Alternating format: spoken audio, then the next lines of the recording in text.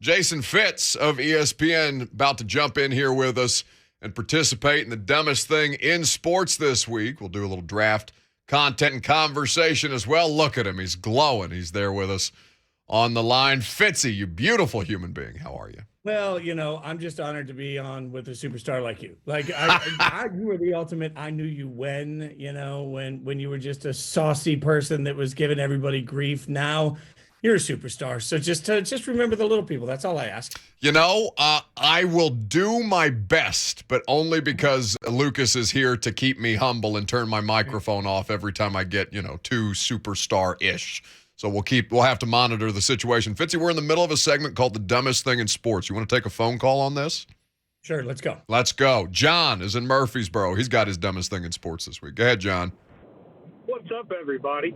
All right, so Buck is actually the one who alerted me to this one late last week. My dumbest thing in sports this week goes to Representative Terry Lynn Weaver out of Lancaster, Tennessee.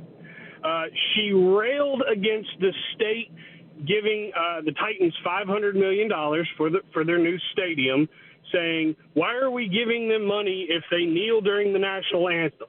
Number one, it's disingenuous to make this claim because she's part of a party that is in power and wants to give them the money anyway.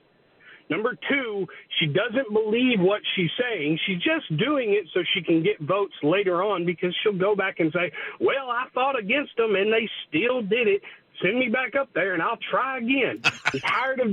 I'm tired of people being disingenuous when it comes to this kind of stuff. She doesn't care whether or not they kneel. She only cares whether or not she gets votes. And that's the dumbest thing in sports this week. Go on, give it to him, Lucas. Hot damn.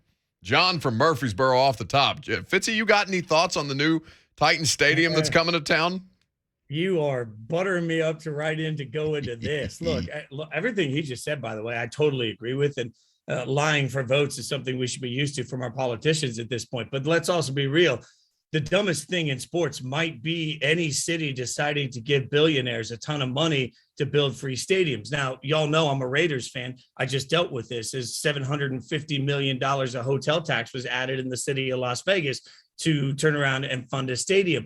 And people will then say, well, look at the money it brings. Well, actually, there's a whole bunch of studies, go out and Google them, that'll show you that stadiums long-term don't make cities extra money. And then on top of that, they'll say, well, it was just a hotel tax, so it doesn't hurt the taxpayer. Well, you're telling me you can raise $500 million in the state of Tennessee and there's no better place to put it than a free stadium for a football team? Like that just, the city of Las Vegas, where I was born and raised, has one of the worst public school districts in the country. And they elected not to fix that because they could build Allegiant Stadium, which, by the way, is a delight. And as a person that travels to Vegas to go to games there, I love. But it's the dumbest thing in sports that Mark Davis, who's never really worked a normal job in his life, is worth extra billions because he has a fancy new stadium that he didn't have to pay for. That's right. I mean, the whole notion of this, and you and I talked about this over text when the financing was announced and kind of went back and forth on it, because I am in agreement with you in principle, but while also acknowledging, like,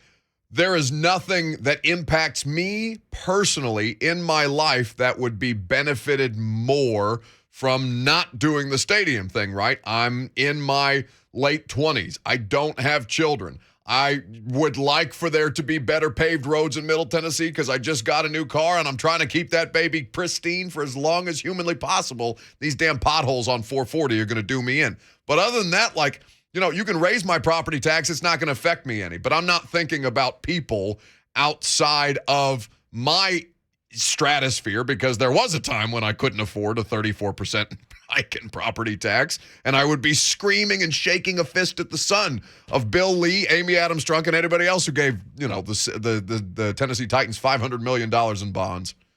I mean, but you mentioned that. Think about how many people, myself included, at one point in life, bought a house in Sumner or Williamson County or Sumner County, Sumner now in Hendersonville, just because the property taxes are lower. And you mentioned property taxes. This is a slippery slope you get into. Not that anybody cares about the finances of any of us, but I will tell you this. In Connecticut, 1 month of my property taxes in Connecticut are more than a year of the property taxes in Sumner County, Tennessee. So you start talking about the property tax differential that comes when Davidson County pays for these things. More and more people, as they do have kids and do grow families, move out of that county. So then all of a sudden you have issues. Same thing's happening in Nevada in general, where they as every time they raise property taxes, people move to Henderson instead of Hendersonville, right outside of Vegas, and it makes it a little easier for them. So there's a long-term effect to it, but nobody cares as long as we get a new stadium. If you're going to build one, though, put a dome on it so that we can get as many large events as possible.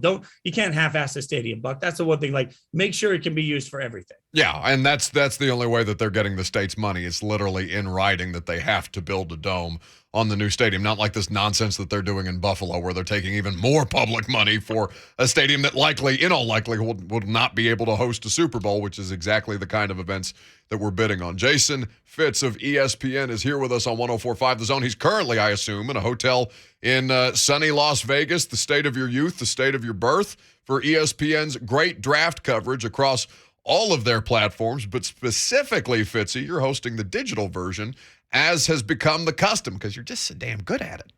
Well, or I'm just that pretty. I don't know which it is, but Both. Either way, yeah. So digitally, anybody that watches ESPN and wants to see something a little bit looser, a little bit more fun, no discredit to my coworkers. It'll be me, Harry Douglas, Mina Kimes, Field Yates, Spencer Hall, Dominique Foxworth. And I'll never forget a few years ago when I looked at Dominique the first time we did this 5 years ago in the second round, looked at Dominique on a corner because he was assigned the corners. And I said, what do you think of this guy? And Dominique looked over and said, hell if I know, never heard of him before. So we're willing to admit what we know, what we don't know, but mostly we have a great time doing it with the same awesome information. So everywhere you digitally consume ESPN, from about 15 minutes before the draft starts all the way through night one, and then all the way through day two, we'll be doing every single pick. And yeah, I mean, I'm sitting in pretty I'm fancy now. Caesar's Palace in Vegas. I'm like, I'm going with it. It is going to be a you-know-what storm down here for this draft, though. It's going to be pretty awesome. I'm very excited, and of course that coverage is exceptional. It is my preferred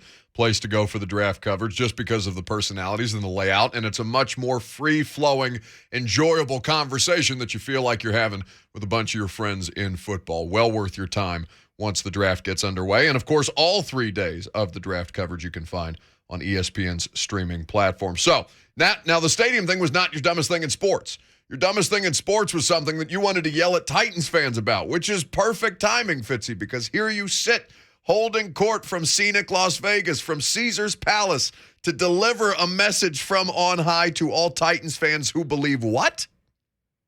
Titans fans, if you believe that your favorite team should take a quarterback in this year's draft, then what you believe is that your favorite team is about to suck for the next 5 years. And I don't care which quarterback it is. I don't care how tempting it is. I have talked to every draft expert, not just at ESPN. I've talked to everybody I can get my hands on. And I've asked this question: the number one quarterback in this year's draft, whoever you might have as number one, where would that quarterback, if you invented a time machine and put him in last year's draft, where would that quarterback had ranked? Anywhere, just whichever guy you got. The highest answer I've gotten was fourth. So the best quarterback in this year's class would have been the fourth quarterback picked last year. The lowest answer I got was seventh. So I want you to think about when you bank on a first-round pick at quarterback, and I don't care if it's Desmond Ridder, the Titans fans are in love with. I love the kid too. I want him to be super successful, and he's going to have a really good middle-of-the-road career where he's probably a backup. But when you look at all of this across the board, unless you're taking somebody that you don't intend to play for the next 2 years, you're going to waste two years. You're better off suited waiting till next year when we're anticipating one of the best quarterback draft classes we have ever seen. The Titans have need at wide receiver and offensive line. There will be day one starters available at the end of the first round at both of those positions. Go address a need and worry about a quarterback when the time is right. Don't just take a quarterback because you're angry at Ryan Tannehill.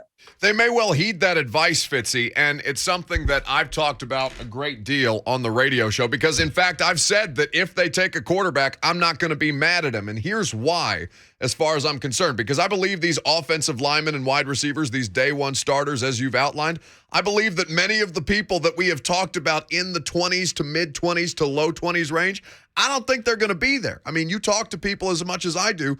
The scouts are feeling that the run will come at offensive line and these edge and defensive linemen earlier in the draft, which will push the quarterbacks down, which is really on par with what you've expressed. These quarterbacks just aren't very damn good. So if they go in the late 20s, This is something that's going to be completely feasible. And if you have that kind of financial control with the fifth-year option on the most expensive position in sports that can absolutely wreck your salary cap in years to come, and you don't feel great about Ryan Tannehill, Ryan Tannehill's better than Desmond Ridder. I don't know how much better Ryan Tannehill is than Desmond Ridder, and if that's not worth the price differential, then I think it's okay to plan for your future and continue to suss these needs out in later rounds. Yeah, but you've also got to look at the entire roster and what you're trying to set up for short-term, long-term, right? Like short-term, right now, Ryan Tannehill is going to make you better than any quarterback that's available in this year's draft today. Long-term, what's better? Taking a roll of the dice on a quarterback that may turn out to be okay, but probably is going to need 2 or 3 years to develop into anything? Or do you make the entirety of your roster better so that even if you're stuck at the quarterback position, you find out this year that Tannehill just isn't who you thought he was going to be. You're stuck. You got nowhere to go. What do you do then? Well, next year, at least if you're stuck with a mid-level quarterback next year, that mid-level quarterback is walking onto a team that has more weapons, has a better foundation, has better pieces around him. Like, I'm all in for remodeling the kitchen in your house, but not if the rest of your house is junk. And not to say that the Titans are junk, but if you have other glaring needs, save the kitchen until you're right at the spot where you can take the best advantage of it. Like, I genuinely believe that Desmond Ridder, and look, I see the tweets from Titans fans all the time. I genuinely believe that in next year's draft class, Desmond Ridder, the way he played right now, would likely be a second or third round pick at best. So you can get a better quarterback in the 20s next year than you can get this year in the 20s. And it's a prognostication that there's a degree of risk in all of this stuff, right?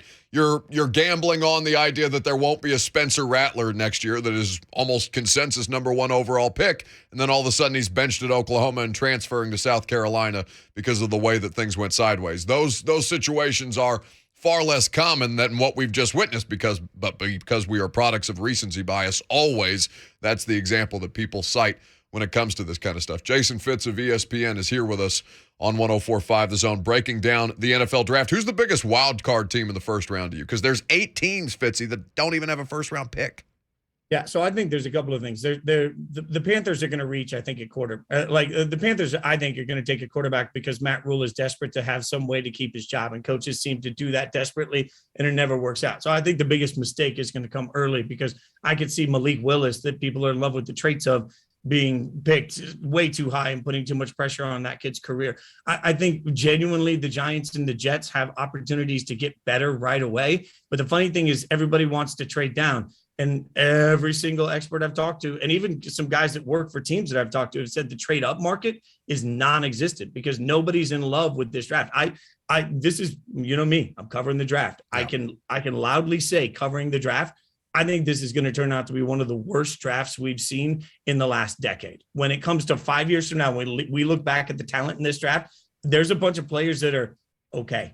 And that's unfortunate when everybody's trying to trade down. So it makes the trade down market particularly tough for a lot of teams. I think the Jets desperately want to trade down so that they can pick up more capital and more players. It's just not going to be there for them. So they're the wild card. Will they undersell what their value is to just get out of having those 2 picks to try and pick up more pieces?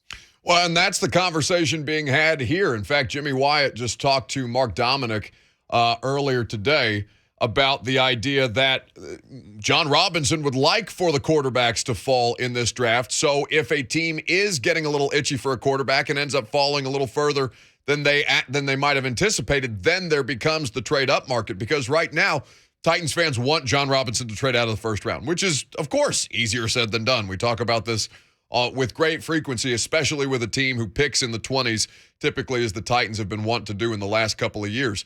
But at this point, you have to have a partner who's willing to come up. And the idea, Fitzy, that they are without a second-round pick because of the Julio Jones situation, it makes it a hell of a lot harder to put together a package that incentivizes a team to come up outside of just the player who's sitting there in and of himself.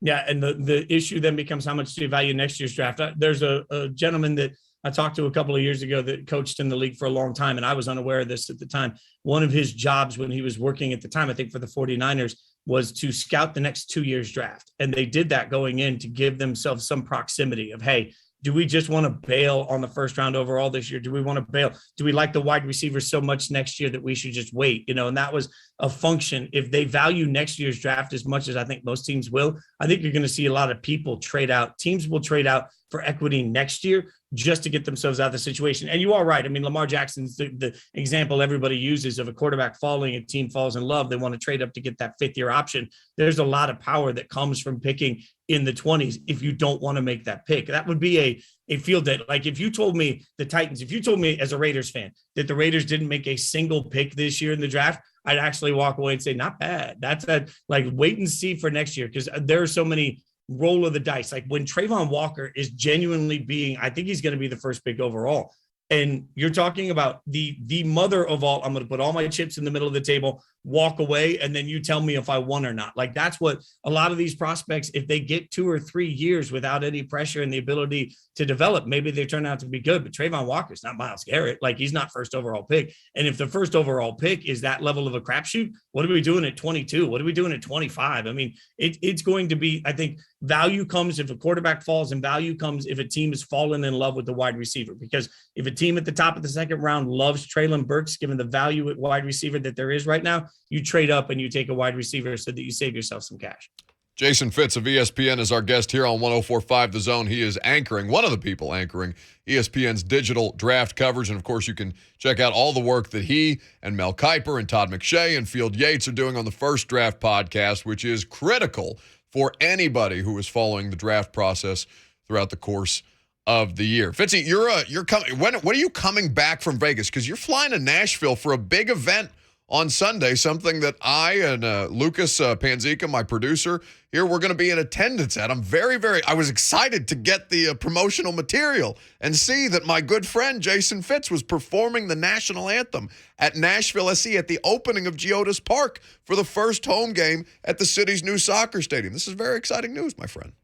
Yeah, well, I was pumped. They asked, I've had a couple of people ask me, how the heck did you get that? The real answer is a very, very big name country star said no. So then they were like, hey, let's just see if Fitzy will do it. So I'm flying back Saturday. It was weird. I had to pull the fiddle out of the closet and be like, okay, let's dust this thing off, make sure I still remember how to play it. I love playing the anthem. I think it's a cool way to do it. And there's no better way to do it than to do it on fiddle in Nashville. Like that's just, I think it makes a lot of sense. So yeah, I'll be playing it on Sunday for the opening of the park, which is also going to be broadcast on ESPN. So I think they're going to do a little something on the broadcast for it, little synergy and promotion for it. And they asked me what size jersey to get, Buck. So, I felt like I needed to go up a little bit in size. You don't want that jersey to be too tight. You don't want it to hug.